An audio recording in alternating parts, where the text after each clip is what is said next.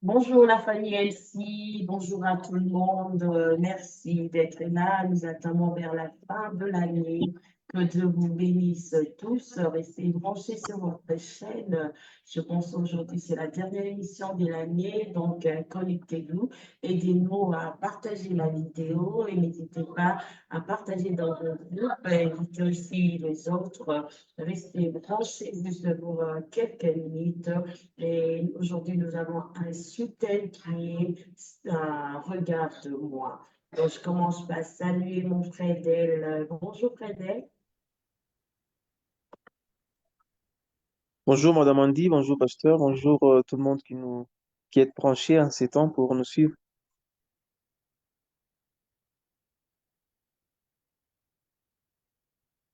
Parole au pasteur. Pasteur, parlez-nous de ce sous-thème qui est Regarde-nous. Avec la parole, pasteur.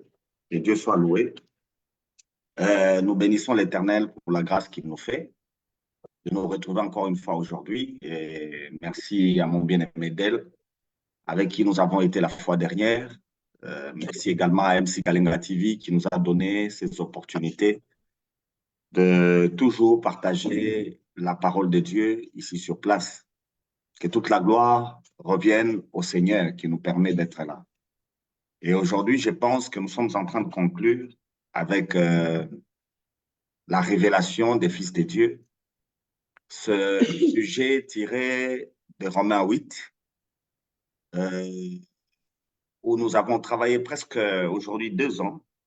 Nous avons travaillé sur ce texte de Romains 8, du verset 19 au verset 22, et verset 23, si je peux prendre le texte dans sa totalité comme on l'a lu, euh, où il est dit clairement que la création tout entière aujourd'hui soupire derrière la révélation des fils de Dieu. Nous avons compris que le problème du monde, ce n'est ni le péché, le problème du monde, ce n'est pas non plus le diable. Le problème du monde, ce n'est pas la connaissance de la parole de Dieu, c'est pas ça le problème du monde. Le problème du monde aujourd'hui, il y a des gens qui ont la parole de Dieu, il y a des gens qui ont vaincu les péchés, il y a des gens qui, quand je parle du péché, je parle du péché, c'est-à-dire les actes connus comme mauvais dans le monde, il y a des gens qui les ont vaincus, moralement sains, moralement bons.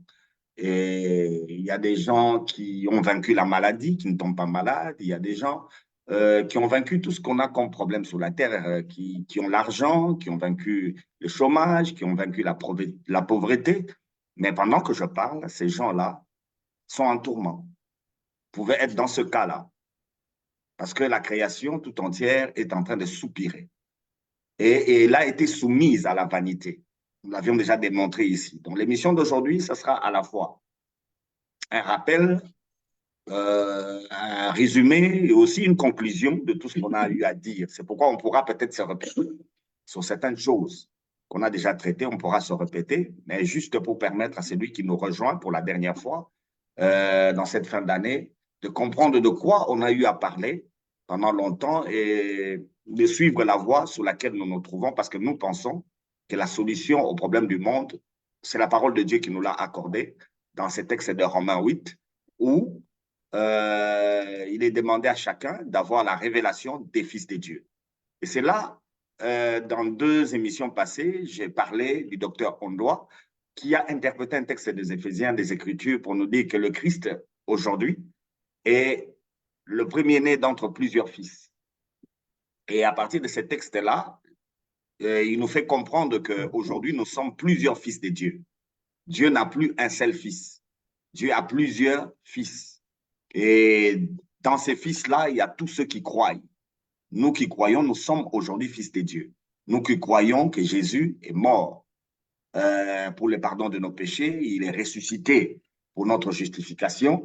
Nous sommes tous devenus fils de Dieu parce que le Fils lui-même a été déclaré fils de Dieu par sa résurrection.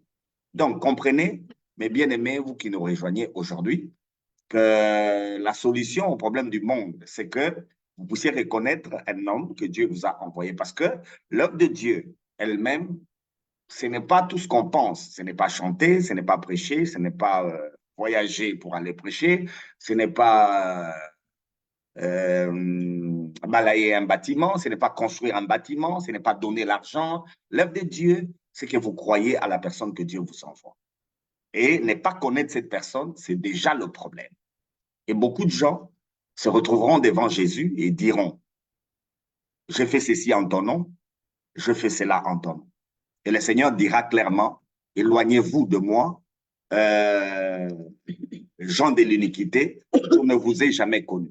Pourquoi il ne nous a jamais connus? Parce qu'effectivement, nous avons partagé la nourriture, nous avons partagé nos biens, nous avons prêché l'évangile, nous avons chanté, nous avons fait toutes ces choses, mais nous n'avons pas eu la révélation des fils de Dieu. C'est-à-dire, ce n'est pas à Christ qu'on l'a fait.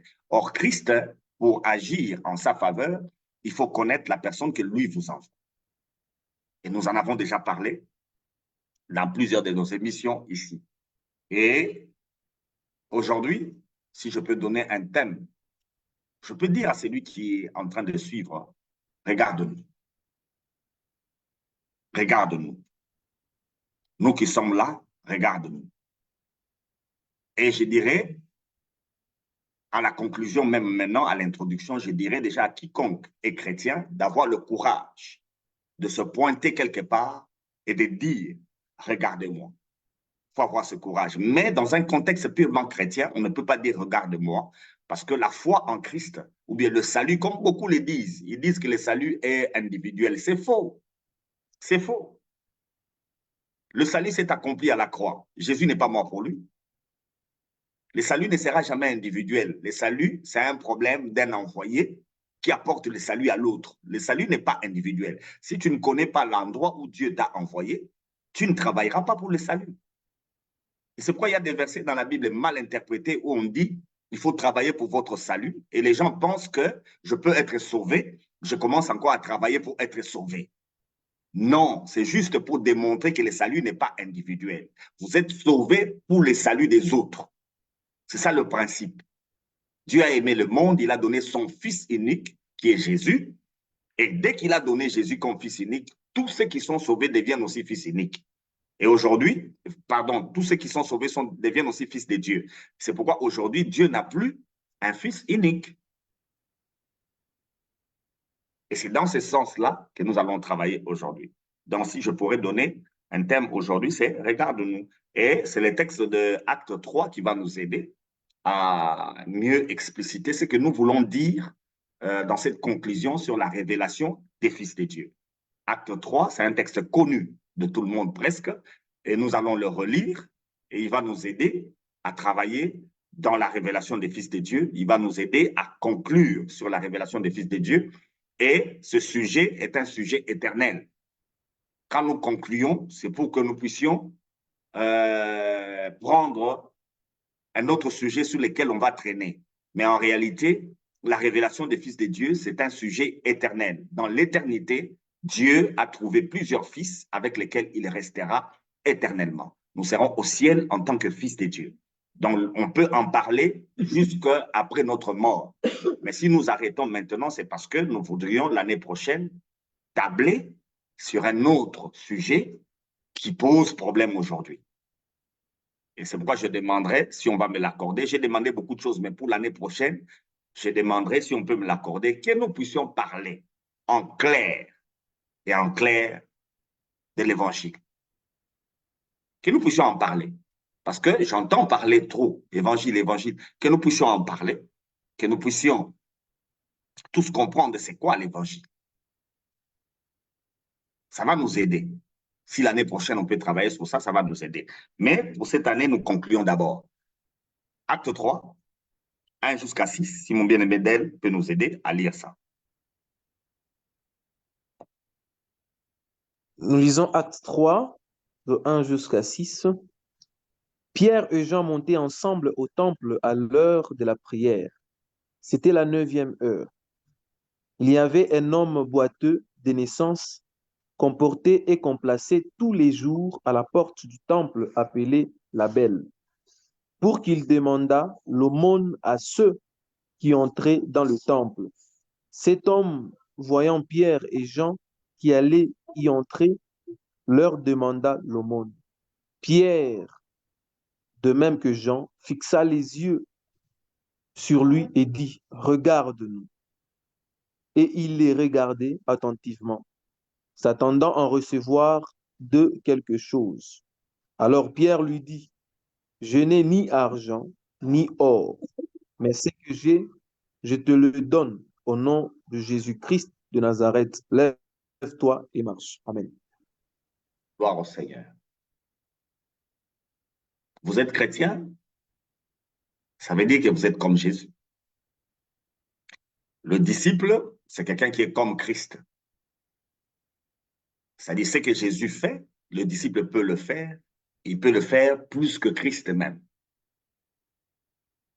Et c'est une promesse venant du Seigneur lui-même. Vous ferez des choses plus grandes que celles que moi je fais. C'est le Seigneur Jésus qui l'avait dit. Et on a déjà traité de ça ici. Il nous est avantagé, nous, que Jésus soit parti. Parce qu'étant parti, il nous a donné le Saint-Esprit. Et avec le Saint-Esprit, nous avons la capacité de faire plus que ce que Jésus a fait. J'ai entendu quelqu'un dire que les miracles que Jésus faisait, aujourd'hui, les gens ne les font pas. Qu'on ne vous trompe pas. La Bible est déjà terminée. Avec l'apôtre Jean, on a déjà écrit toute la Bible. Donc, ce qui s'est passé après, on ne l'a plus écrit. C'est comme ça qu'il y a des gens même qui adorent des hommes. Parce qu'il y a des hommes qui ont fait plus que Christ. En termes de miracles, il y a des hommes qui ont fait plus que ce que Jésus a fait. Et on est même tombé dans le piège. Certaines communautés ont fait Dieu des humains.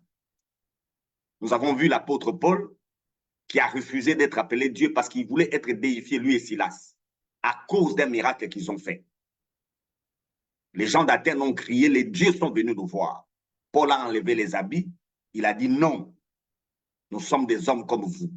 Ayez ce courage-là, quand Dieu vous utilise, de redevenir homme et de laisser Dieu, seul Dieu.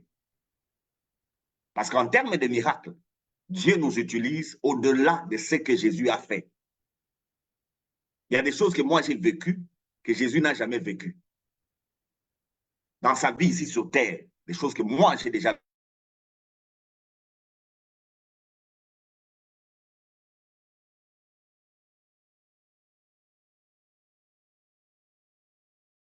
sont plus que ce que le Seigneur a fait. Et si on peut prendre un livre où nous devons parler de ce que les hommes que le Seigneur a utilisés au 21e siècle, au 19e siècle, au 20e siècle, au 18e siècle, si on prenait sur tout cet espace-là des histoires des hommes qui existent, que Dieu a utilisés, que ce soit en Angleterre, que ce soit en Allemagne, que ce soit aux États-Unis, au Brésil, en Corée du Sud, en Afrique, au Nigeria, au Congo-Kinshasa, en Afrique du Sud, en Zambie, au Kenya, en Éthiopie, en Iran, en Chine, en Russie, si on prenait en Inde, je pense au Sadhu Sundar Singh, si je prenais tous ces gens-là et que je vous disais ce que Dieu a fait avec eux, même Jésus n'a pas expérimenté ça. Alors, il faut avoir le courage aujourd'hui en tant que chrétien. Ne vous cachez pas, parce que vous êtes la solution au problème de quelqu'un. Ayez le courage de dire à quelqu'un, regarde-moi. Cette tendance de dire aux gens, regardez à Jésus. Jésus, on ne le verra pas qu'au travers de vous. Si les gens doivent voir Christ, ils doivent le voir au travers de nous. Chrétien veut dire quelqu'un qui est comme Christ. C'est-à-dire, aujourd'hui, quand nous prêchons l'évangile, il faut que les gens qui nous regardent, qu'ils voient la matérialisation de l'évangile. Et la parole a été faite chair. Il faut que ce que nous prêchions devienne du palpable. Que les gens le vivent au travers de nous. Arrêtons avec cet évangile historique où on veut faire croire aux gens que Dieu a travaillé avec Paul et c'est déjà terminé, ou quand on veut parler des miracles, on présente l'apôtre Paul. Non. Avec nous, le Seigneur agit. Et il agit encore aujourd'hui. Alors j'aimerais dire à quelqu'un qui est en train de suivre, regarde-nous. Tu n'as pas besoin de chercher Paul, cherche-nous. Et tu n'as même pas besoin, je vais scandaliser quelqu'un, de chercher Jésus. Cherche-nous. Nous avons enseigné ici, dans un échange sur les actes des apôtres, l'apôtre Paul a rencontré Jésus ressuscité sur le chemin de Damas. Mais Jésus lui a dit, entre dans la ville, on te dira ce que tu dois faire. Ce n'est pas Jésus qui a travaillé sur Paul. Comme le Père a envoyé Jésus, Jésus nous a aussi envoyés. C'est-à-dire, il a envoyé les disciples ont envoyé leurs disciples jusqu'à nos pères spirituels, et nos pères spirituels nous ont aussi envoyés, et nous aussi, on continue à envoyer. Donc, ayez le courage aujourd'hui de dire comme l'apôtre Pierre, regarde-nous. C'est quoi le contexte du texte? C'est Luc, le disciple de Luc qui a écrit, de Paul qui a écrit. C'est son deuxième livre, il a écrit l'évangile selon Luc, et il a aussi écrit les actes des apôtres. Il y a un débat de théologie sur les destinataires, parce que c'est écrit Théophile, excellent Théophile. Et le mot lui-même, Théophile, conduit vers l'image d'un croyant. Alors on dit, il a écrit à toute l'Église, et d'autres disent que Théophile, c'est vraiment un homme de rang social noble à qui Luc avait écrit, pour qu'il mette la foi dans ce qui concerne Christ. Donc, s'il y a des livres historiques dans la Bible, nous avons les 4 évangiles et nous avons aussi les actes des apôtres. Les 4 évangiles nous parlent de Jésus sur la terre physiquement, lui-même. Dans les actes des apôtres, il nous parle de Jésus au ciel, mais sur la terre au travers de ses envoyés. Et pour mieux dire, les actes des apôtres, ce sont les actes du Saint-Esprit. Et ici, on avait déjà lu Acte 28 pour démontrer que les actes n'ont pas de conclusion. Jusqu'à ce que Jésus reviendra, vous devez savoir que les actes de Jésus continuent. Le contexte de ce texte, on dit clairement qu'au temple, il y a un homme qu'on amenait tous les jours à la porte appelée la Belle, pour qu'il puisse recevoir l'aumône. Et il est comme ça de naissance. Et quand vous lisez les textes et vous évoluez, vous voyez l'âge de cet homme, il a plus de 40 ans. Donc il est là, dans cette condition-là, depuis sa naissance. Et on l'amenait tous les jours à cet endroit pour qu'il demandât l'aumône. Alors il y a un verset souvent qui pose problème, c'est le verset 5. Quand Paul et Pierre lui disent « Regarde-nous », il y a Pierre et Jean qui allaient au temple. Nous avons déjà traité de ce problème. Nous avons déjà traité de ce problème. Et vous devez le savoir, quand on a traité de ce problème, nous avons expliqué en clair avec ces problèmes. Nous avons fait comprendre que Jésus, quand il a travaillé dans les actes des apôtres, à cette porte-là, Jésus y est entré pendant 3 ans parce que Jésus allait au temple. Mais les disciples, on se posera une question après la résurrection de Jésus, après l'ascension de Jésus, après la Pentecôte, c'est-à-dire le Saint-Esprit est descendu dans les 120. Pourquoi ces gens sont allés encore au temple à l'heure de la prière? Qu'est-ce qu'ils sont allés faire là-bas? On a déjà débattu sur ça. Cette action des disciples des apôtres était une ignorance. Ils étaient ignorants, c'est pourquoi ils ont continué à aller là-bas. Le temple, c'est le judaïsme. Vous n'avez pas raison, vous chrétiens d'aujourd'hui, de retourner au judaïsme. Aujourd'hui, il y a des gens qui commencent à retourner dans ça. On pense qu'on est bon chrétien quand on est en train de citer des noms en hébreu. Yehoshua HaMashiach. Et on pense comme ça qu'on est spirituel. Mon frère, on va aller au ciel sans parler l'hébreu. Et on n'a pas besoin de parler en hébreu pour aller au ciel. Donc, ne vous dérangez même pas. Même si vous ne connaissez pas l'hébreu, ce n'est pas l'hébreu qui fait entrer les gens au ciel. On peut connaître l'hébreu pour des raisons d'études bibliques, mais pas pour des raisons de salut. C'est ici que je salue un de mes professeurs d'exégèse de l'Ancien Testament et de l'hébreu, le docteur Eli. Je le salue tout en passant. Lui, quand il enseigne, il dit aux étudiants, mais comment toi tu ne peux pas écrire l'hébreu? Comment tu ne peux pas lire l'hébreu? Maintenant au ciel, tu vas parler comment? Donc c'est juste pour lui un moyen de pousser les gens à étudier. Mais au ciel, on ne parlera pas l'hébreu. Et pour être sauvé, on n'a même pas besoin de l'hébreu. Et à la Pentecôte, vous allez constater que ce qui s'est passé à la tour de Babel, les langues ont divisé les gens, mais à la Pentecôte, les langues ont uni les gens. Et aujourd'hui, avec plusieurs langues, la diversité des langues, c'est une richesse que Dieu a donnée au monde qui nous unit. Allez partout dans le monde, faites de toutes les nations des disciples. C'est-à-dire, on a plusieurs langues, mais on devient un seul cœur. À la Pentecôte, plusieurs langues ont été l'instrument de l'unité du peuple de Dieu. Donc, avoir plusieurs tribus, avoir plusieurs langues ne peut pas être un moyen de division. Le Dieu qui a permis ça, c'est pour que le salut atteigne l'humanité entière. Et nous l'avions dit la fois dernière par rapport à la promesse.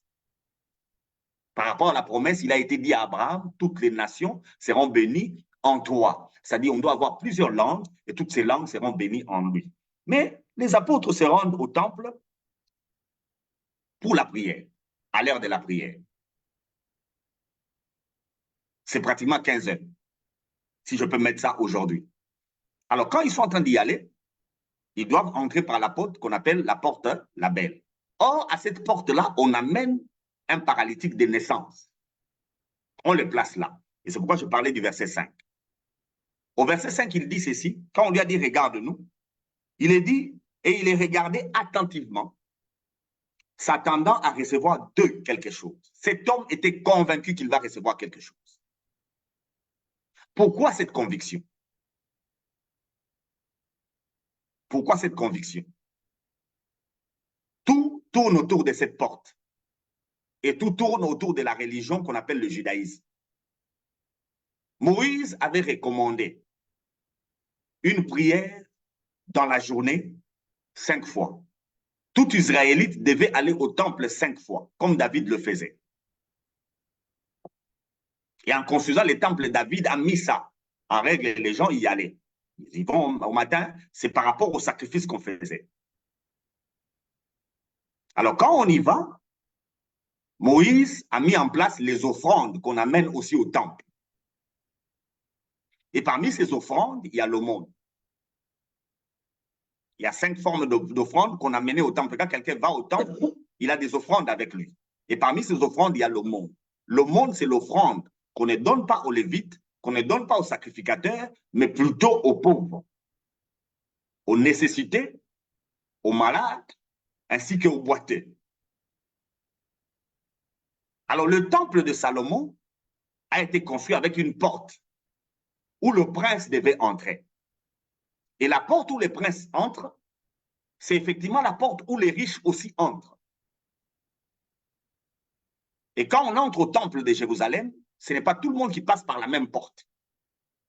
Il y a une porte réservée aux riches. Alors, la porte des riches, c'est là où Jésus entrait avec ses disciples. Pour ceux-là qui enseignent aussi que les disciples étaient pauvres, est-ce que vous lisez vraiment la Bible? Quand on lit la Bible, on va voir que les disciples étaient pauvres. N'est-ce pas que dans les actes des apôtres, les apôtres eux-mêmes ont demandé qu'on mette des diacres pour qu'eux s'occupent de la parole et de la prière, qui ne s'occupent pas de l'argent. Quand on est chrétien, l'argent doit devenir plutôt un problème. Quel problème? Pas le manque. Vous en avez tellement que vous ne savez pas quoi faire et vous cherchez des diacres. C'est ça le problème de l'argent quand on est chrétien. Cet enseignement-là de dire aux chrétiens qu'ils doivent vivre sans argent, ce n'est pas un enseignement de la Bible. Les apôtres avaient tellement qu'il fallait mettre les diacres pour qu'eux ne soient pas dérangés. Jésus lui-même, quand on regarde les gens qui l'entouraient, il y a des hommes riches. Et à cette époque-là, l'intendant d'Hérode, c'est-à-dire celui qui gérait les finances d'Hérode, sa femme était tous les jours avec Jésus. Et vous pensez que Jésus manquait d'argent? Il faut bien lire la Bible.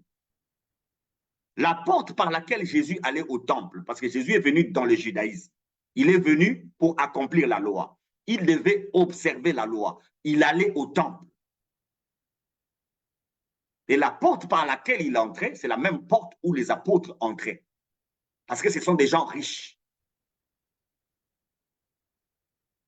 Alors, ce qui a mené le paralytique, il connaissait la porte où les riches entrent.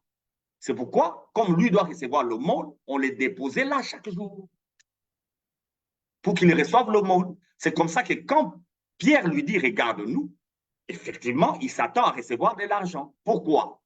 Parce que quand Jésus entrait là, avec les apôtres,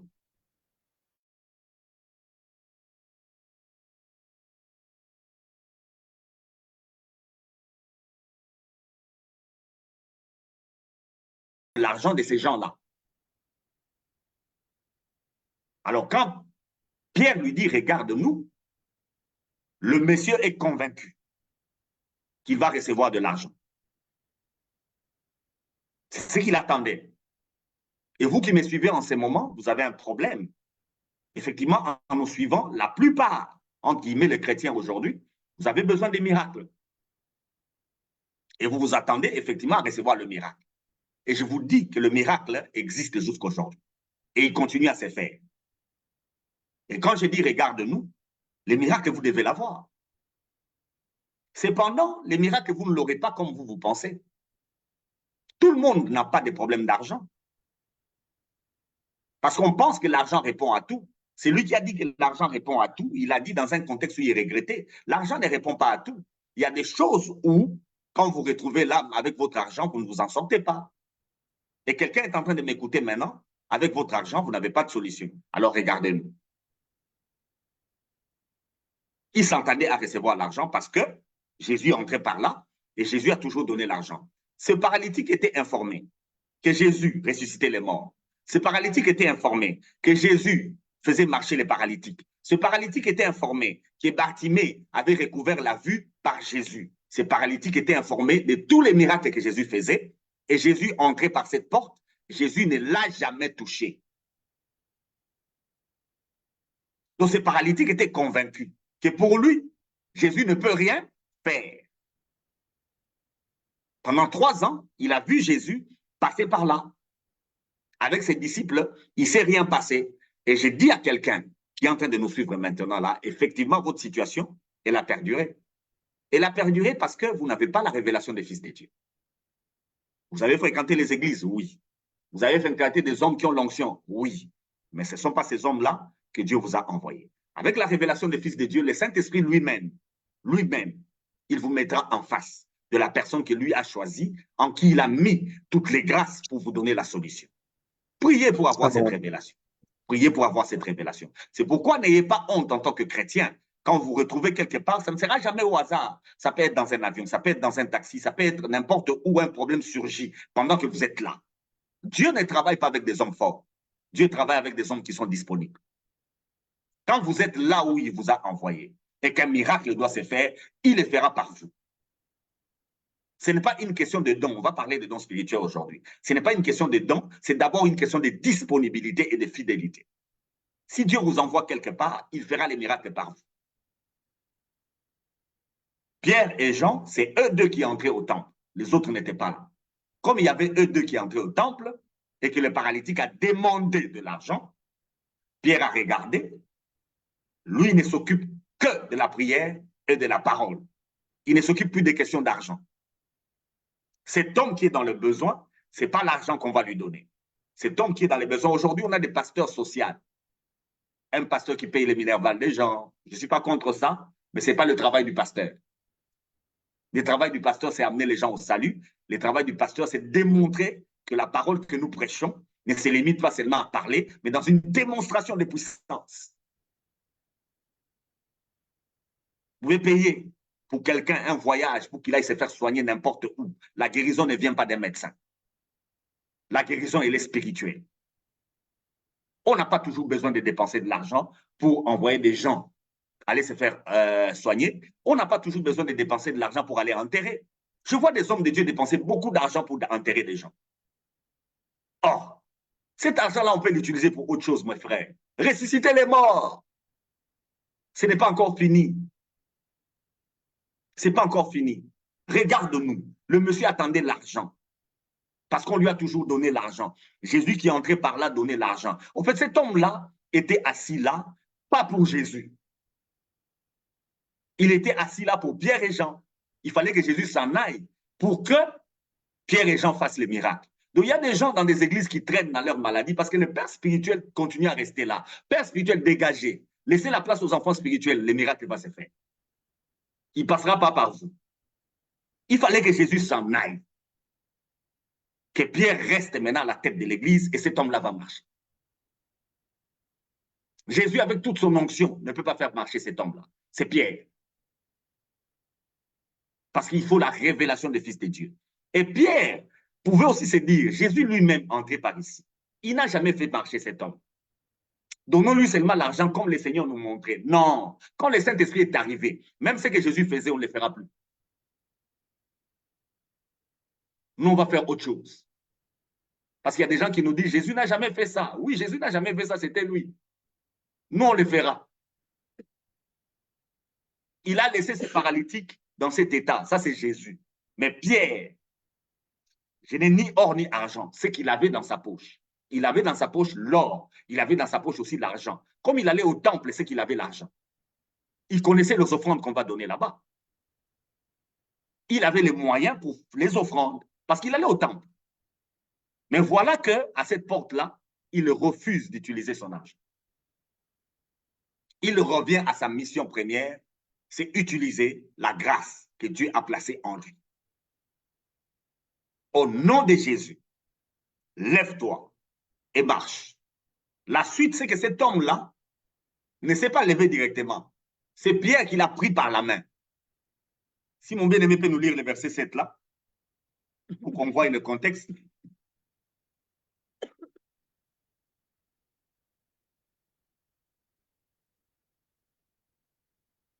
Permettez, Acte 3, le verset 7 dit, Oui. et le prenant par la main droite, il le fit lever. Au même instant, ses pieds et ses chevilles devinrent fermes. Amen. Ce n'est pas la foi du paralytique qui l'a fait marcher. Observez bien les textes. Le paralytique n'a pas la foi pour être guéri. Le paralytique, lui, c'est l'argent. Ma soeur, mon frère, vous qui suivez les hommes de Dieu pour des problèmes de mariage, de voyage, votre problème n'est pas celui-là. Vous avez un sérieux problème qui doit être résolu. Et si je suis là aujourd'hui, c'est pour que ces vrais problèmes soient résolus. Il y a des gens qui ne savent pas chanter pour Dieu. Il y a des gens qui ne savent pas danser pour Dieu parce qu'ils ont reçu les mariages, ils ont reçu l'argent, mais ils ont gardé le vrai problème. Vous avez un vrai problème. La révélation des fils de Dieu, c'est pour régler le vrai problème. Cet homme recevait toujours l'argent. Des riches qui entraient, il recevait toujours l'argent. Mais cet argent, il devait le donner à d'autres personnes. Parce que lui, on le portait. Il ne pouvait pas aller au marché lui-même. Pour mieux dire, il est devenu un objet de travail pour les autres. Il les dépose là et ils vont adorer. Et après, ils viennent les récupérer et ils utilisent son argent. Et lui, on les remet encore quelque part. Non, mon frère, ne soyez pas esclave de quelqu'un. C'est à ce niveau ici que j'ai rejoint nos frères qui enseignent faussement le combat spirituel quand ils parlent de servitude. Vous n'êtes pas là pour souffrir pour les autres. Vous n'êtes pas Jésus. Hein?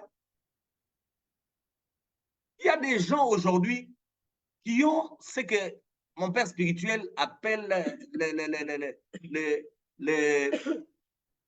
comment il appelle ça?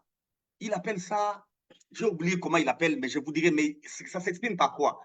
Donc, tu veux être la solution au problème de tout le monde. Mon frère, l'œuvre de Dieu, c'est que tu crois à la personne que Dieu t'a envoyée. Tu n'es pas la solution pour tout le monde. Il appelle ça les complexes du sauveur. Donc, partout où tu passes, tu veux sauver tout le monde. Non, mon frère, Jésus a passé devant cet homme-là. Il ne lui a jamais donné les jambes. Il entrait, il sautait, il lui donnait l'argent, il passe. Lui qui faisait des miracles.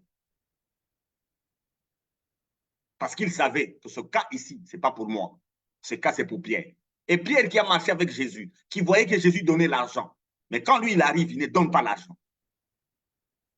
Ce que j'ai, au nom de Jésus, lève-toi et marche. Et le monsieur n'a pas la foi. Pierre le tient par la main. Il est temps où nous devons être agressifs. Vous n'avez pas besoin de regarder la foi des gens. Votre foi est suffisante. Si vous croyez que ce mort-là va ressusciter, mettez les mains. sortez ce corps-là de la morgue, mettez vos mains, il va se réveiller. Vous n'avez pas besoin de la foi des autres, vous avez besoin de votre propre foi. Aujourd'hui, pour quelqu'un qui est en train de me suivre, parce que nous parlons miracle, je suis en train de déclarer un miracle dans ta vie au nom de Jésus. C'est ma foi à moi. Et je sais en qui j'ai cru et je connais l'esprit qui est en moi pendant que je parle, parce que tu as eu la grâce d'être devant ton poste de téléviseur, parce que tu as eu la grâce en ce moment ici d'être avec ton téléphone en main, en train de suivre. Je suis en train de prononcer un miracle. Ce que j'ai, je te le donne au nom de Jésus. Et comme je n'ai pas la main pour être à côté de toi, je suis en train d'insister par ma propre foi, ce qui est impossible et que tu n'as jamais fait. Fais-le. C'est un résumé, mais qui prend de l'allure de prédication. Bon, je m'arrête un peu là, sinon ça sera compliqué. Je m'arrête un peu là.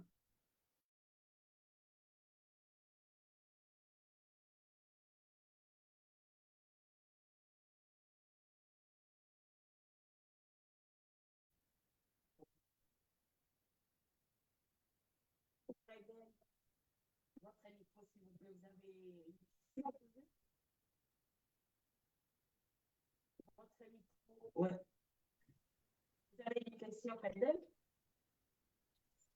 Je bénis le Seigneur pour ce développement. Ah là là, le pasteur a été tellement profond et pasteur Antoine, que Dieu vous bénisse encore une fois de plus. Il n'y a pas vraiment de questions à poser car c'était vraiment révoltant et je bénis le Seigneur. Ce que moi je comprends et ce que je comprends, c'est que nous, vu qu'on ne comprend pas vraiment, on ne comprend pas bien les choses et cependant que, vu qu'on ne comprend pas bien les choses et nous nous retrouvons encore incapables de faire ou de vivre la vie que Dieu veut que nous vivions. Alors, nous nous retrouvons vraiment de suiveurs des événements. C'est-à-dire là où le vent souffle à gauche, nous allons. Là où le vent souffle à droite, nous allons. Parce que seulement nous sommes ignorants de beaucoup de choses. Mais je pense pas aujourd'hui, ces développements nous permettent de savoir quelle doit être notre position et aussi comment faire confiance aux gens que Dieu nous a envoyés. En tout cas, ça, c'est un élément qu'aujourd'hui, on néglige beaucoup plus. On a du mal à croire à un homme de Dieu. Surtout en utilisant ce verbe-là, croire. On a vraiment du mal. Alors que c'est les gens que Dieu nous a envoyés, qu'il a envoyés vers nous, afin que par eux, que nous soyons vraiment bénis. Mais nous avons besoin de croire en Jésus et nous avons besoin de voir Jésus avant ces gens-là, alors que c'est eux que le Seigneur nous a envoyés. Je bénis vraiment le Seigneur et moi, je crois que plusieurs comme moi qui ont suivi aujourd'hui croiront et utiliseront vraiment ce verbe alors qu'ils auront la conviction du Saint-Esprit de gens que Dieu les enverra. Merci, pasteur. Merci beaucoup, Fadel. Parce que moi, j'allais dire, aujourd'hui, nous voyons beaucoup de gens aussi qui croient aux gens. Moi, je dirais ça, qui sont convaincus d'être des pasteurs. Exemple, c'est les personnes que Dieu l'a envoyées. Et nous voyons les mêmes personnes qui, pour vivre mieux dans leur société, ils ont toujours eu des problèmes de pasteur. Parce qu'ils suivent la personne que Dieu leur a envoyée. Et ils écoutent plus, ce que nous voyons, ils écoutent plus la personne que Dieu leur a envoyé, leur pasteur, par exemple, comme je viens de dire. Donc, tout ce qu'ils demandent de faire, ils le font. Mais ces personnes-là ont toujours de sérieux problèmes, que ce soit au niveau de la famille, que ce soit au niveau de leur entourage, mais que ce soit au niveau même de leur vie. Nous voyons que ce sont des personnes, c'est comme si leur vie ne change pas, ils ont toujours des problèmes, ils sont toujours obligés à chaque fois de retourner vers leur pasteur, bien les gens que Dieu les a envoyés. Pourquoi? Si on peut continuer à lire des textes des Écritures, mais on va revenir, hein, on va revenir en conclusion avec le verset 8 de Acte 3. Ce sera ma conclusion parce qu'on doit finir en dansant, en louant, en chantant. Parce qu'il faut terminer l'année très bien. Et quand les gens ne louent pas, louer, c'est dire ce que Dieu a fait. Moi, je suis désolé. Dans les églises, on dit, c'est le moment de la louange. Louez quand même Dieu. Vous forcez les gens à louer. Louer, c'est dire ce que Dieu a fait. Hein. Si Dieu n'a rien fait, je ne loue pas. Il ne faut pas forcer les gens. Posez des actions, vous ne direz pas aux gens de louer. Ils vont louer. Parce que quand quelqu'un a été touché, là où il y a son vrai problème, vous n'allez pas lui donner des chansons. Hein? Vous n'allez pas lui donner des chansons. Je me rappelle une fois, nous, sans guitare, en cours de route, vous êtes en train de marcher. Tellement Dieu a agi, vous vous arrêtez.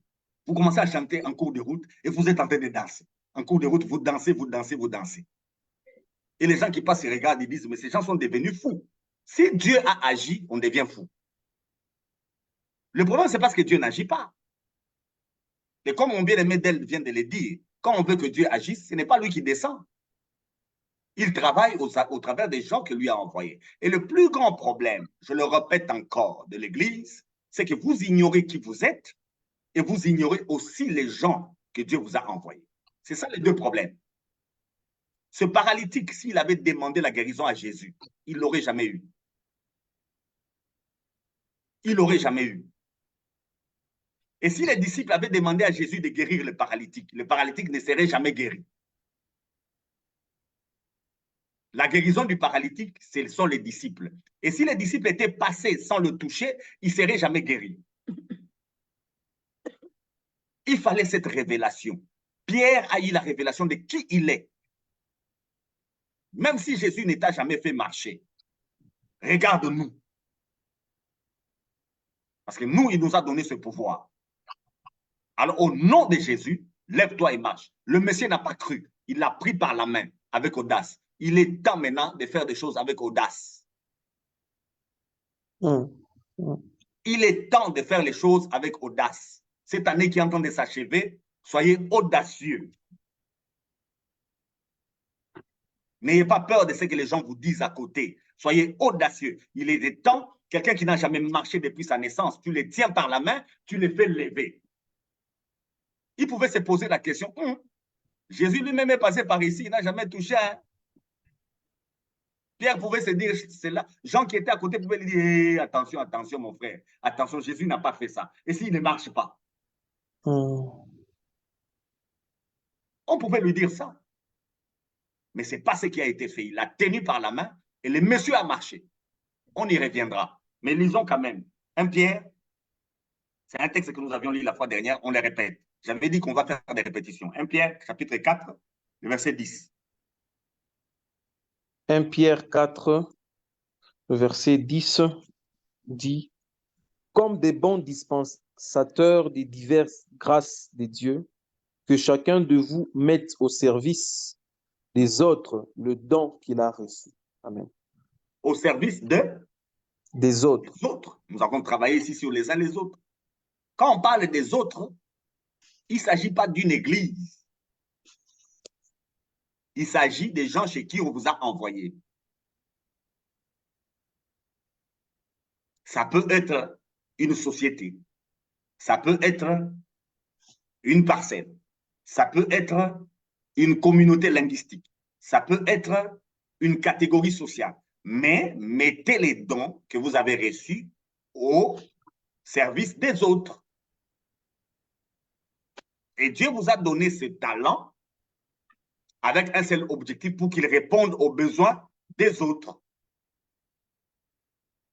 Alors, vous devez connaître ces autres-là, comme Pierre a connu ce paralytique, et mettre à sa disposition la grâce qu'il a reçue. Voilà comment nous devons nous comporter. Et nous souffrons. Les miracles ne se font pas parce que nous n'avons pas cette révélation. Pendant que je parle, vous qui pensez que vous ne pouvez pas guérir un malade, voici les miracles qui accompagneront ceux qui auront cru. Ils imposeront les mains aux malades et les malades seront guéris. Le problème avec vous, vous n'avez pas la révélation des personnes que Dieu vous a envoyées. Il y a quelqu'un qui a le sida maintenant même et qui vous attend, vous. Et la guérison lui sera accordée. Il y a quelqu'un à qui on vient d'amputer les 2 jambes pendant que je parle. Il vous attend, vous. Ces gens vont repousser. Il y a quelqu'un qui vient de mourir maintenant même. Il n'attend que vous. il va ressusciter. Que chacun de nous, la grâce que Dieu lui a donnée, qu'il la mette à la disposition des autres. Or, il faut aussi découvrir ce que vous avez. Parce que si vous n'avez pas découvert ce que vous avez, vous allez donner quoi? Si Pierre a dit ce que j'ai, ce n'est pas l'argent. Vérifiez dans la vie de Pierre, vous ne verrez pas en lui les dons de libéralité. Il n'en a pas. Donc les histoires d'argent, ce n'est pas lui. Il n'a pas les dons de libéralité. Hein. Donc les histoires d'argent, ce n'est pas lui. Il a travaillé sur le don que lui avait. Il a utilisé les dons que Dieu lui a donnés. Ce que j'ai, je te le donne au nom de Jésus-Christ. Hein. Lève-toi, marche. Et il est allé plus loin, il a tenu par la main. Donc, comme des bons dispensateurs, chacun de nous est gérant des talents que Dieu lui a donnés. C'est pourquoi j'avais promis qu'en concluant, qu'on aide quand même les gens aussi à se découvrir. Qu'on aide les gens à se découvrir. Et ici, on ne va pas beaucoup traîner parce qu'il y a déjà des émissions sur lesquelles on a travaillé. J'avais même proposé un livre. J'avais suggéré un livre que j'ai ici. Je vais vous montrer encore le livre en question. Achetez-le. Il y a des gens qui ont travaillé, qui peuvent nous aider, que chacun se découvre, qu'il découvre les grâces qu'il a. Mais en matière de dons spirituels, parce qu'il s'agit des dons spirituels, quand on dit gérant, dispensateur, des grâces, la grâce là, ce sont les dons spirituels. Il y en a qui parlent des talents et des dons spirituels. C'est une confusion. Ce qu'on appelle talent, c'est ça les dons spirituels. Quand quelqu'un naît, il naît avec tous ses dons. C'est-à-dire, il naît avec tous ses talents. Vous appelez ça talent, ça c'est un langage purement humain, et vous appelez don spirituel parce que vous pensez que ça fonctionne à l'église. C'est comme ça que les dons spirituels, pour certains, c'est la prophétie. Pour d'autres, c'est le parler en langue. Mais on oublie les autres choses. Regardons bien notre Bible avant qu'on évolue. Si je pose la question, Abraham, serviteur de Dieu, avec quel don? Si je pose la question, Samson, serviteur de Dieu, avec quel don? Si je pose la question, Betsaël, serviteur de Dieu, avec quel don? Si je pose la question, Salomon, serviteur de Dieu, avec quel don?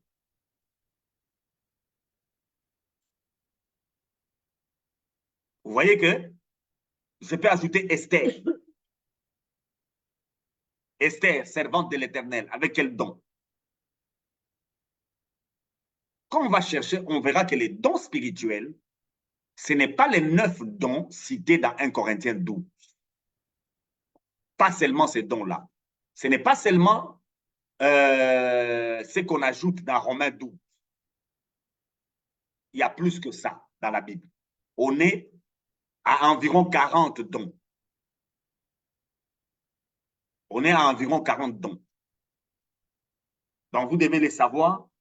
Quand on sert Dieu, on est dispensateur des grâces de Dieu. Ces grâces-là, c'est au-delà de ce qui est écrit dans 1 Corinthiens, chapitre 12. C'est au-delà de ça. C'est ce que nous devons comprendre. Alors, quand il faut se connaître, vous pouvez manquer la prophétie. Parce qu'il y a des gens qui sont en train de forcer. On pense que si on est serviteur de Dieu, il faut prophétiser. Vous pouvez manquer la prophétie, vous pouvez manquer la parole de connaissance, vous pouvez manquer les dons de prière, vous pouvez manquer les dons de parler en langue, vous pouvez manquer les dons d'évangélisation, mais vous avez les dons d'organisation.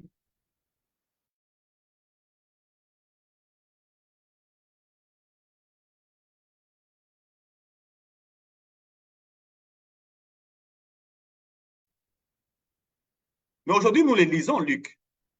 Nous lisons Luc. Avec la grâce que Dieu lui a donnée, il a fait une bonne théologie. Il nous a écrit 2 documents, les plus longs peut-être, des Écritures. Et ça bénit l'Église. Ne soyez pas complexés. Nous ne servirons pas tous avec les mêmes dons. Ne soyez pas complexés. Et la communauté, ce n'est pas l'église locale. La communauté, c'est des hommes chez qui Dieu vous envoie. Ces gens-là ont des problèmes. Vous ne vivez pas des miracles parce que vous restez là-bas dans votre église. Vous commencez à forcer. Pasteur, arrêtez de forcer. Quittez cet endroit. Connaissez les gens chez qui Dieu vous a envoyé et connaissez-vous vous-même. Merci beaucoup, pasteur. Madame Abigail, je ne sais pas, je vous salue. À peine bien entrée. Vous avez une question sur ce que vous avez entendu? Merci, Madame Andy, malgré que je vous ai entendu mal. Merci. Je disais encore bonjour au pasteur et bonjour à notre frère Adèle. Je suis venue un peu à retard parce que lorsque je suis entrée, vous disiez que non, louer, c'est dire de ce que Dieu a fait. Et par rapport à l'Église, lorsque on nous demande de louer, et nous savons que chacun de nous a son problème, chacun de nous a sa manière de marcher avec Dieu. Maintenant, dans l'assemblée, le mot louer, comment on peut le faire? Parce que peut-être tu as dit louer ce que Dieu t'a fait. Si je ne vois rien, je ne peux pas louer. Mais à l'assemblée maintenant, quand la personne se présente, nous devons louer le Seigneur. Alors, ceux qui n'ont pas vu la main de Dieu, ceux qui n'ont rien vu, qu'est-ce qu'ils vont faire lorsqu'on leur demande de louer dans l'assemblée? Donc, je voulais seulement savoir. Je ne voudrais pas que tout le monde fasse comme nous, qui suivent notre exemple. Mon père spirituel, à un moment donné, on avait des modérateurs à l'église. On a l'un des grands modérateurs que ce monde a connu, le pasteur Jérémie Victor Basséa, que je salue tout en passant. J'ai reçu les vœux. Mon révérend, il est à Londres. C'est l'un des meilleurs. C'est l'un des meilleurs. Il y a des grands dans ce domaine, entre guillemets, qu'on appelle louange, adoration, qui ont suivi le modèle de cet homme-là. Il n'est pas beaucoup connu par plusieurs, mais beaucoup de gens que vous connaissez ont suivi le modèle de cet homme. Mais à un moment donné, notre pasteur a regardé, il a dit non, cette façon de faire n'aide pas à ce que les gens vivent leur foi. Parce qu'on n'a pas tous les mêmes problèmes. Quand on se rassemble dans une communauté, on n'a pas tous les mêmes problèmes. On n'est pas là tous pour la même chose. Et ce qui a été fait, c'est qu'on a retiré les modérateurs. On a dû retirer les modérateurs. Mais on a laissé les musiciens chanter. Et pendant que les musiciens sont en train de chanter, c'est lui qui trouve qu'il va danser, qu'il danse. C'est lui qui trouve qu'il va pleurer, qu'il pleure. C'est lui qui trouve qu'il va s'allonger par terre, qu'il s'allonge. Peu importe les rythmes de la musique. Parce que la louange n'est pas un rythme de musique. Hein. Quand on dit maintenant c'est la louange, il y a un style de musique, surtout les styles africains, qu'on joue et on appelle ça louange. La louange, ce n'est pas un style de musique. La louange, c'est une réponse à ce que Dieu a fait. C'est ça la louange. L'adoration, c'est un regard sur ce que Dieu est. Ce n'est pas chanter, ce n'est pas acclamer, ce n'est pas sauter. Cet homme est en train de sauter, nous allons le lire, mais on ajoute, il louait Dieu. Sauter, ce n'est pas louer. Donc, Madame Abiga, la religion, il faut l'éloigner de nous. On n'en a pas besoin. Merci, pasteur, pour votre réponse.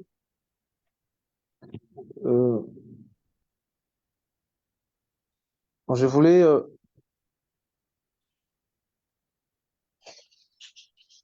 Oui. je voulais aussi ajouter quelque chose par rapport au regard de la question de Madame Abiga, parce que quand le pasteur a dit que lorsqu'on vous demande de louer et que si vous n'avez pas à louer, vous n'avez pas à dire à Dieu, ou soit vous constatez que Dieu n'a pas fait quelque chose pour lequel vous devrez proclamer, alors taisez-vous. Alors, je pense que le pasteur voulait juste nous faire savoir que la louange consiste à dire ce que Dieu a fait. Parce que dans notre vie, nous ne pouvons pas manquer à dire au Seigneur. Mais il voulait nous faire sortir de ce confort dans lequel nous sommes souvent lorsqu'on nous demande de louer. Lorsqu'on demande de louer, même en église, nous prenons directement conscience que voilà, on doit chanter, on doit danser, on doit répéter certaines paroles qui nous est dites. Mais nous oublions cet aspect de proclamer ce que Dieu, être conscient de ce que Dieu a fait dans sa vie et le proclamer. Voilà, donc il ne faudrait pas peut-être que quand vous nous suivez, de constater que le pasteur a dit qu'on peut être dans une assemblée de Dieu et qu'on manque à dire au Seigneur pour dire que le Seigneur n'a pas agi. Le Seigneur n'a pas fait quelque chose. Dieu fait toujours quelque chose dans nos vies.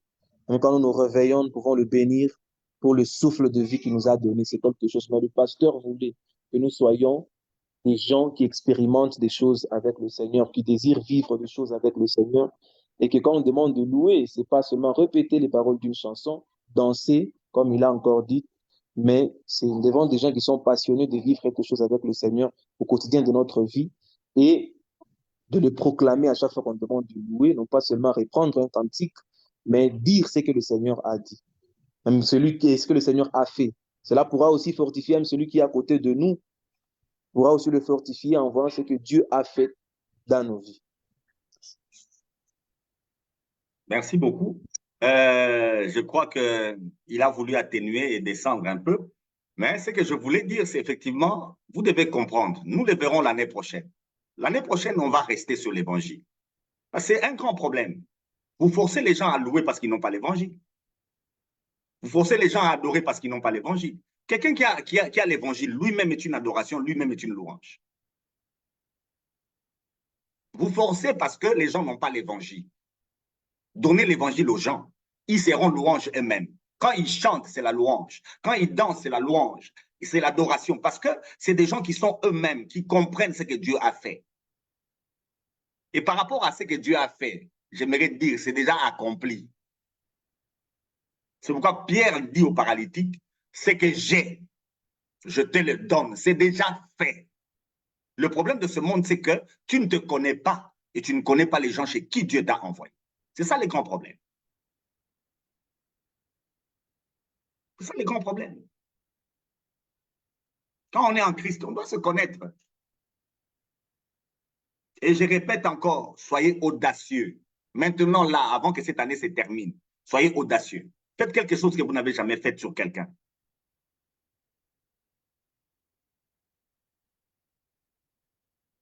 Des fois, on peut parler aussi de nous, hein, parce que vous pensez que ce sont les autres qui peuvent parler d'eux. Hein. Dans ces échanges sur la révélation des fils de Dieu, il nous est arrivé de parler de nous. On peut aussi parler de nous. Dernièrement, dans mon pays, je l'ai dit ici, il y a eu des examens d'État, c'est les bacs. Les résultats sont sortis, ça sort. C'est l'État qui publie. Sous le plan national, on a publié le bac, les résultats du bac. Et dans mon église, il y a un jeune garçon qui n'a pas réussi. Et moi, j'ai dit, je ne suis pas convaincu. L'évêque avec qui je travaille m'a même dit non, qu'on paye seulement pour lui les études pour l'année prochaine. J'ai dit, moi, je ne suis pas convaincu que ce monsieur a échoué. Mais le résultat a été donné par l'État congolais. À ce niveau-là, tout le monde sait qu'il n'y aura plus d'intervention. Personne ne peut aller y toucher. J'ai dit, je ne suis pas convaincu. J'ai même dit au petit, je ne suis pas convaincu que tu as échoué. Il m'a regardé, il a ri. Il a dit, toi aussi avec tes histoires. Je lui ai dit, je ne suis pas convaincu que tu dois me prouver que tu as échoué. 2 ou 3 semaines après, c'était 1 mois après, je crois. 1 mois après, les cours ont repris. L'église a même payé pour lui là où il doit étudier parce que c'est des histoires sur lesquelles on ne discute pas. Moi, j'ai dit que je ne suis pas convaincu. Et ils ont dit qu'ils doivent payer son minerval. Ils sont allés payer. J'ai regardé seulement, je dis rien. Mais j'ai dit, je ne suis pas convaincu. J'étais dans une église à Kinshasa. Je salue le pasteur Serge Diamb. J'étais à l'église, subitement, j'ai pensé à ses frères. Dans l'église, j'ai pris mon téléphone, j'ai écrit à un autre frère. J'ai dit, vérifie les résultats des biens. Le frère là m'a répondu, ah, chief, mais c'est déjà publié, il a déjà échoué. Pendant que j'écrivais ça, ça n'a pas traîné. On m'a envoyé une vidéo, il était chez l'évêque, il venait de réussir. On peut aussi parler de nous. On On peut aussi parler de nous.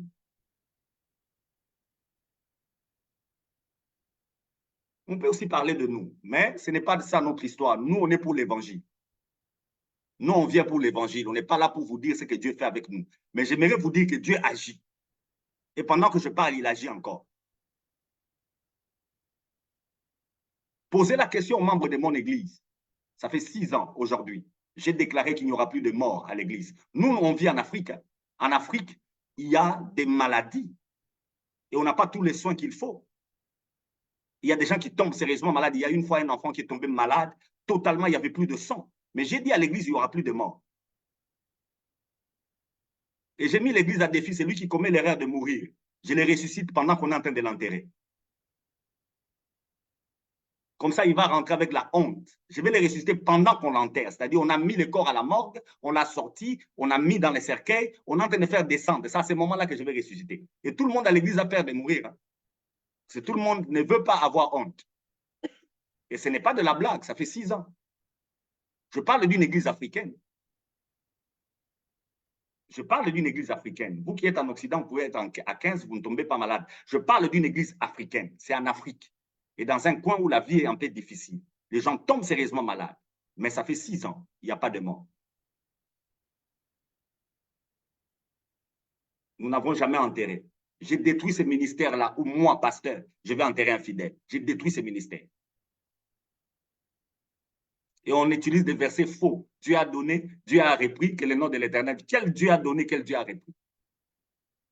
Il est écrit ceci, que Dieu ne peut pas laisser ce qu'il a mis dans ses mains. Donc, personne ne pourra vous retirer d'entre ses mains. C'est ce que l'apôtre Paul a dit. Alors, vous êtes mon fils spirituel, Dieu m'a donné votre personne et moi, je vous enterre. Allez chercher une autre personne pour faire ce travail. Ce n'est pas moi. Si vous commettez l'erreur, même vous qui me suivez là, commettez seulement cette erreur, on verra.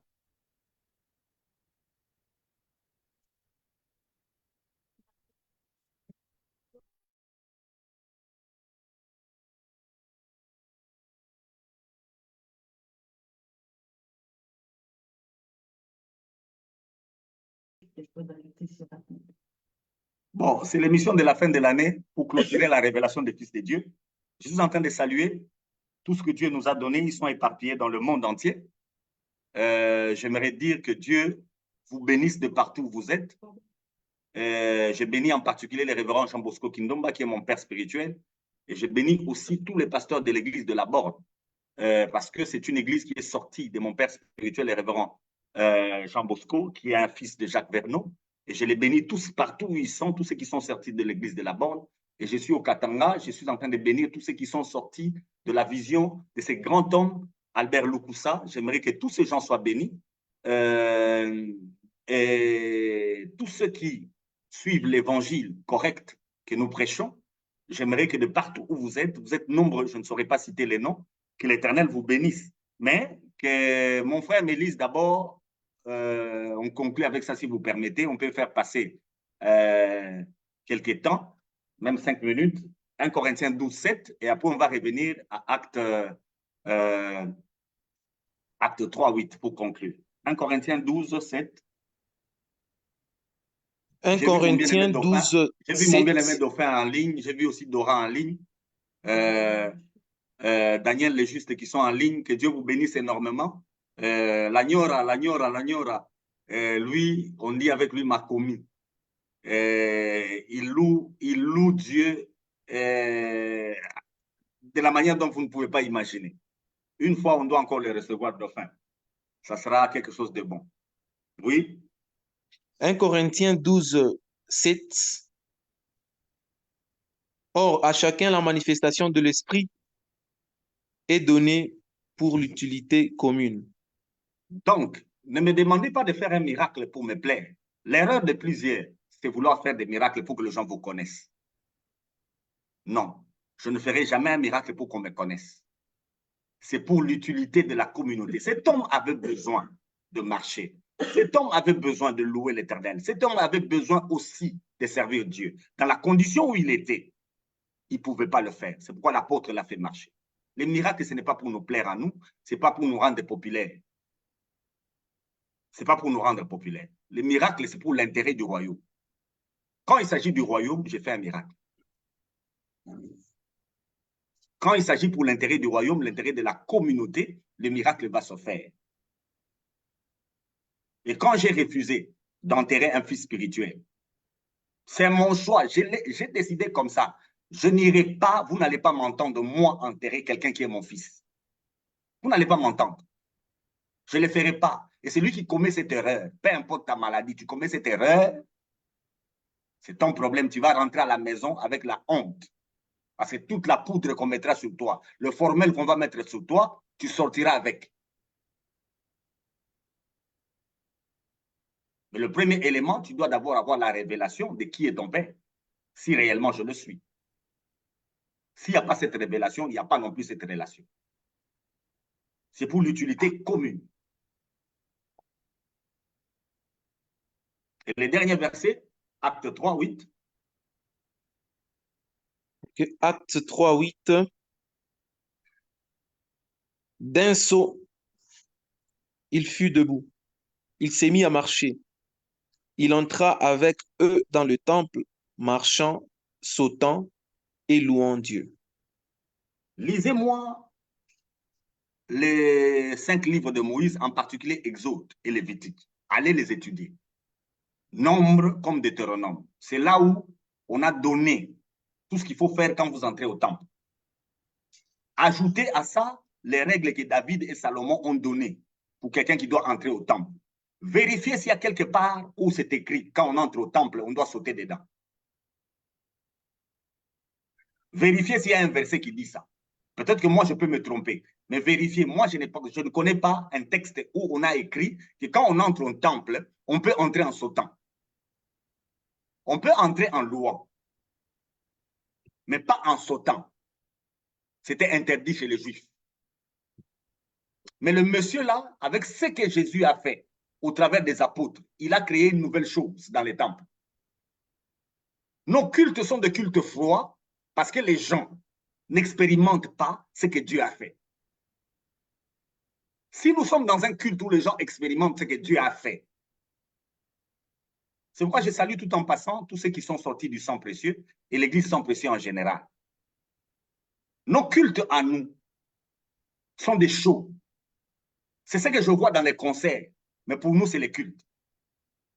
Quand on se retrouve, on est parmi les gens parce qu'il y a l'évangile. Les gens ont reçu l'évangile et ils peuvent se comporter de la manière dont vous n'avez pas prévu. C'est comme l'histoire que je vous ai racontée là, de notre bien-aimé qui est allé prier à l'église de la Borde, à Kinshasa. Et il est arrivé là-bas. Il avait tendance à crier Amen quand on prêche. Et quelqu'un lui a dit, monsieur, ici on ne fait pas ça. Il a continué à crier. On lui a dit, bon, si tu ne cries plus, comme tu n'as pas de belles chaussures, je te donnerai de belles chaussures à la fin. Le monsieur, quand on prêche l'évangile, parce que le vieux Vernon, il prêche, hein, quand on prêche l'évangile et que lui entend, il veut réagir. Mais on lui a dit qu'on va lui donner des chaussures et il n'avait pas de chaussures. À la fin du culte, il aura une belle paire de chaussures. Maintenant, ne doit pas faire du bruit. On a lancé encore l'évangile. Le frère a voulu crier Amen, mais il a dit, ah, les chaussures, j'ai besoin des chaussures. On a lancé encore l'évangile. Le frère a voulu crier Amen, ah, les chaussures. Mais après, on a lancé l'évangile, il a dit, chaussures ou pas chaussures. Moi, mon problème, c'est l'évangile. Il a crié Amen. Parce que on ne loue pas parce qu'on ne connaît pas l'évangile. Et les miracles ne se font pas parce que les gens ne sont pas dans l'évangile. Et les problèmes, je répète, Madame Andy, pour conclure cette année, connaissez la personne que Dieu vous a envoyée. Le problème que vous avez va terminer. Le problème va terminer. Il y a des pasteurs aujourd'hui qui dorment dehors, qui travaillent pour chercher l'argent pour s'acheter des maisons, ils ne trouvent pas de maisons. Pasteur, ta maison à toi, tu ne l'achèteras pas. On te la donnera quand tu vas ressusciter un mort. Donc tout ce que tu es en train de faire là, c'est du passe-temps. Tu as cherché du travail. Tu as cherché à vendre ceci ou cela pour avoir de l'argent. Mon frère, je te le répète, tu n'es pas dans le cas des gens qui vont réussir leur vie en travaillant. Fais marcher les paralytiques. Le paralytique là que tu vas faire marcher, lui, il a la voiture que tu cherches. Il va te la donner. Je salue Saint-Homme tout en passant. Richard, Saint-Homme. Je suis en train de saluer parce que l'évangile est réel. Avec Benjamin. Je les salue, Benj. Dadé. Je les salue. On a amené une fille à l'église pendant qu'ils étaient en train de balayer l'église. Il n'y a pas intercesseur. Il n'y a pas les gens qui font la prière. C'est le moment où la logistique est en train de balayer l'église. Mais on amène une fille qui est morte. Et quand on l'amène, ces gens de la logistique, parce qu'ils ont l'évangile, on leur dit, cette fille est décédée. Et Benjamin, il regarde Saint-Homme, Richard, reviens à tes histoires. Je crois que tu as abandonné ces choses-là, reviens. Je t'en supplie. Il est allé voir Richard, il lui a dit, on a amené une fille morte. Est-ce qu'on peut la réveiller? L'autre lui dit oui. Pierre a dit, regarde-nous. Il faut avoir des gens qui vous accompagnent dans l'évangile, qui vous accompagnent dans l'audace de l'évangile. Il ne faut pas avoir des gens, quand vous dites ressuscitons, ils vous disent, hé papa, fais attention, peut-être qu'il ne va pas ressusciter. Ces gens-là, il faut les chasser. J'ai béni le docteur David Yongisho, qui est déjà parti à l'église de Yoido, dans ses réunions à lui. Quand il est en train de parler, si tu parles négatif, on te fait sortir. Avec l'évangile, ça réussira toujours. Ce que vous liez sur la terre sera lié au ciel. Saint-Homme et Benjamin sont allés devant ce corps qu'on a étalé devant la poste. À Kinshasa, ils ont regardé, comme Saint-Homme aime chanter, il a lancé une chanson et tous ont commencé à chanter. Et après, il a posé la question à la maman de la fille, comment elle s'appelle? On a dit qu'elle s'appelait Mira. Il a dit, Mira, réveille-toi. La fille s'est réveillée. Et quand elle s'est réveillée, et la famille, et nos frères sont allés, ils habitaient à Limete, à Funa, en train de chanter en cours de route. Quand ils sont arrivés, la famille avait vu tout le monde partir avec la fille mourante. On savait qu'elle est morte. Les deuils ont déjà commencé à la maison. Mais quand ils sont arrivés avec la fille qui marchait, le papa de la fille a regardé sa femme. Sa femme lui a dit, ce sont ses frères ici. Ils ont prié pour elle. Elle est ressuscitée. Le papa a dit, papa, vous êtes marié, je vous la donne. Gratuitement, mon frère. Mais les frères étaient déjà fiancés, c'est pourquoi ils n'ont pas pris. Mais on peut vous donner une femme gratuite. On peut vous donner un mari gratuit. Servez l'Éternel et tout ce que vous cherchez, vous l'aurez. Nous ne manquons de rien. Le temps des miracles est encore là. Il s'agit seulement de la révélation des fils de Dieu. Et les miracles sont encore là. Moi, je les vis chaque jour. Moi, je les vis chaque jour. J'expérimente les miracles. Des hommes comme nous, on ne peut pas mourir de crise cardiaque. C'est impossible parce que le miracle est permanent.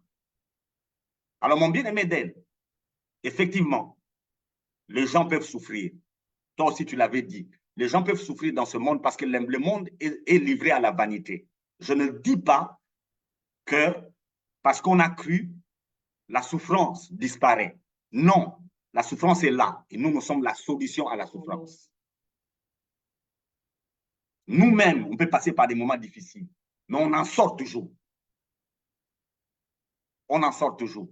Alors, nous ne sommes pas obligés de toujours utiliser l'argent. L'argent ne répond pas à tout. C'est l'évangile qui répond à tout. Que Dieu vous bénisse.